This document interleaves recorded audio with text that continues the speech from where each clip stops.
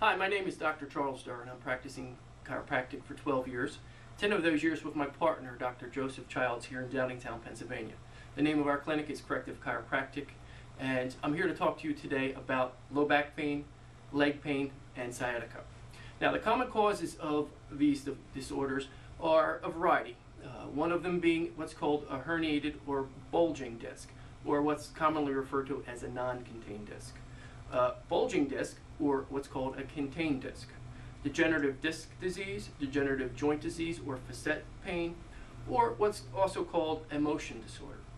Any one of these or all of these can be causing a person's leg pain, sciatica, or in fact low back pain. So the most important thing to do is determine the primary, secondary, and then tertiary pain generator so that you can appropriately choose the best therapy to work on those specific conditions. Now, the medical approach to back pain is first usually anti-inflammatory medication and or pain relievers. Now, the problem with that is they don't address the underlying cause of the problem. In other words, why did the back pain start? Why did the leg pain start? And they also cause bleeding ulcers, kidney failure, and liver failure. So if you're on them for any length of time, you're going to end up with these other disorders that are much worse than back pain. Now, another medical approach is spinal injections with either a steroid or a lidocaine. And these are sometimes effective in 6 months to maybe a little bit shorter in relieving pain because they are very effective in reducing swelling. But again, they don't address the underlying cause of the condition. And the third medical approach is obviously surgery. They either go in and shave the disc off, they remove the back part of the spine, or combination of both. And again, spinal surgery is mostly ineffective because they didn't ask why the problem developed in the first place. So if you're going to go ahead and cut away a part, but you don't ask why the part went bad in the first place, you're going to end up with problems again. And if the problem wasn't a compression syndrome and that's what you operated for, the pain will still be there because it wasn't addressed by that surgery. Now, what causes back pain? What causes leg pain? What causes sciatica? Well, there is repetitive stresses, poor postural habits, and traumas over a lifetime.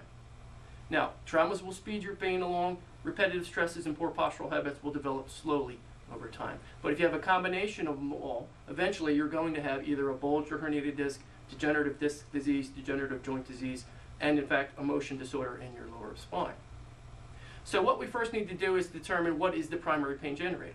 So the most effective way for that is A, with an MRI to show a bulged or herniated disc, an X-ray to show the structural alignment of the spine, and more importantly, if in fact there's one leg shorter than the other, causing an instability in the base of the spine. Then we're going to do an in-depth consultation and questionnaire. We're going to ask a series of questions that ask you when it hurts, when it doesn't hurt. Does it hurt when you do this? Does it hurt when you do that? And if from there we can determine what's the most likely pain generator. Then we're going to put you through a battery of tests, orthopedic, chiropractic, and neurological tests to determine what we feel is, in fact, the best treatment mode. We'll determine the primary, secondary, and tertiary pain generator, and from there we'll recommend the appropriate treatment protocols.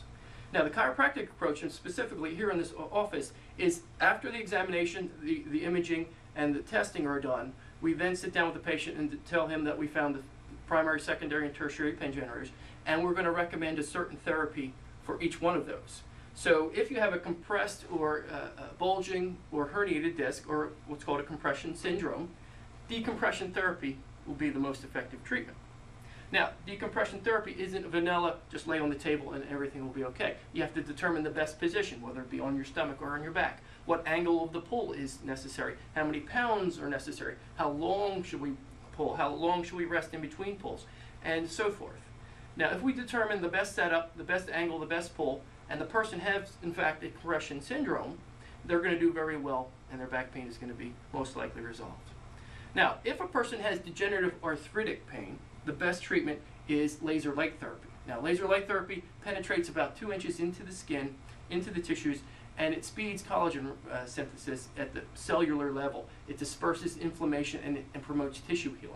So if you have degenerative arthritic pain, if you have a compression syndrome, this device here will be your best bet. Now, we can apply it specifically to a spot with a probe, or we can put a wide pad on the lumbar area in general to get non-specific generalized healing. Now, if in fact you have a Facet Syndrome, That means that the joints in the back of your spine are the generators of the pain. And usually these are a generator of pain if the spine is severely misaligned in some way or the other. So chiropractic care, and specifically chiropractic biophysics technique, is best in realigning the spine and giving a long-term prognosis that is good so the problem won't recur. Now, if you move in certain directions and it hurts when you do that, you have what's called a motion disorder.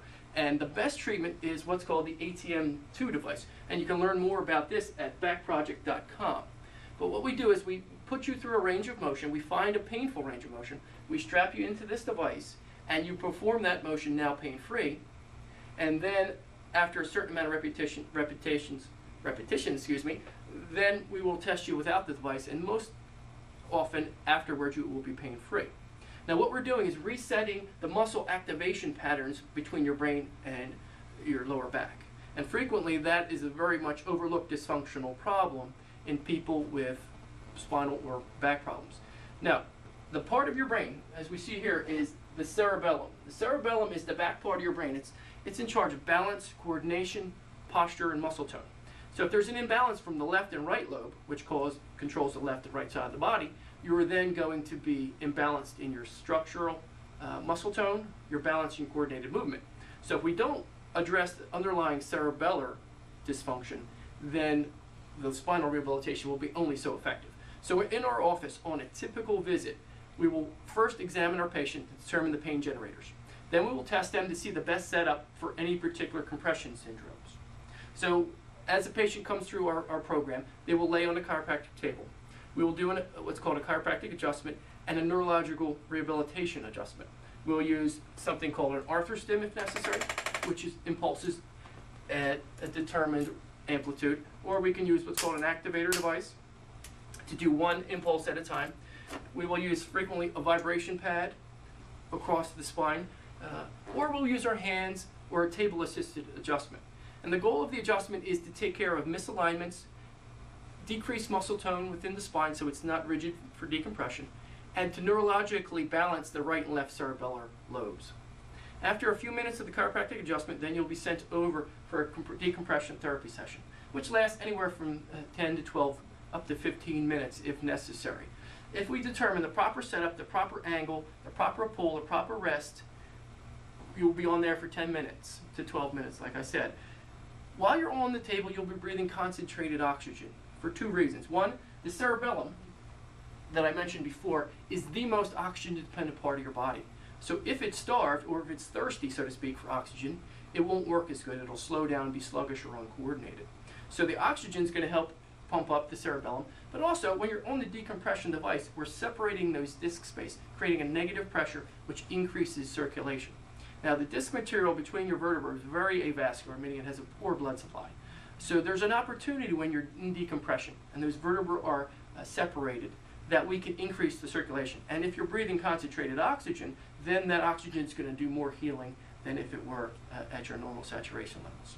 Right. So after 10 to 12 minutes of decompression, we will then have you lay on a laser pad or, again, the probe on a specific area for about 10 minutes as well. This is going to decrease and disperse inflammation and increase collagen and tissue healing times. So between the oxygen, decompression, and the laser, we're treating we're treating compression syndromes and degenerative arthritic pain. Now, if we've tested you and you move in certain directions and it's painful, you will then receive the ATM2 treatment, in which we will strap you in, have you perform the painful motions that are now non-painful for anywhere from 10 to 30 repetitions, after which then most likely you will be pain-free. And after a series of ATMs, it will become permanent. So that is a typical visit in which we treat our patients. And it's important to understand at any one visit, we can address a compression syndrome, we can address a degenerative pain, we can address a facetal pain, and in fact, a motion disorder. And in fact, if you don't address all those potential pain generators, you are probably going to have a poor outcome. And that's why, again, surgery fails. Physical therapy sometimes is very ineffective. And in fact, drugs and surgery don't look at the underlying cause.